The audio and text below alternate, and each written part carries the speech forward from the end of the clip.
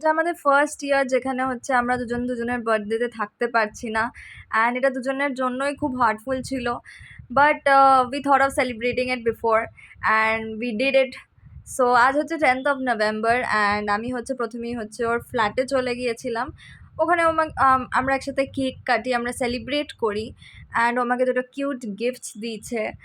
তো তারপর হচ্ছে ওখান থেকে আমরা চলে যাই হচ্ছে আমিনিয়াতে। দুজনেরই ফেভারিট হচ্ছে বিরিয়ানি, অ্যান্ড বিরিয়ানি ছাড়া আমাদের চলে না। তো সো দরকারই ছিল যে আমরা আমরা আগে থেকেই প্ল্যান করেইছিলাম যে আমরা গেলে তো বিরিয়ানি খাবো।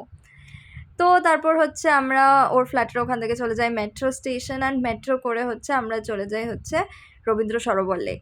ওখানে দুজনে অনেকক্ষণ টাইম স্পেন্ড করি, দুজনে অনেক ঘুরি, অনেক ফটোজ তুলি, অনেক মেমোরিজ ক্রিয়েট করি। তো তারপর ওখান থেকে যাই সাউথ সিটি, ওখানে অনেকক্ষণ ঘোরাফেরা হয়। দুজনেই আসার সময় খুব ইমোশনাল হয়ে পড়েছিলাম, but yeah, happy 19th to us.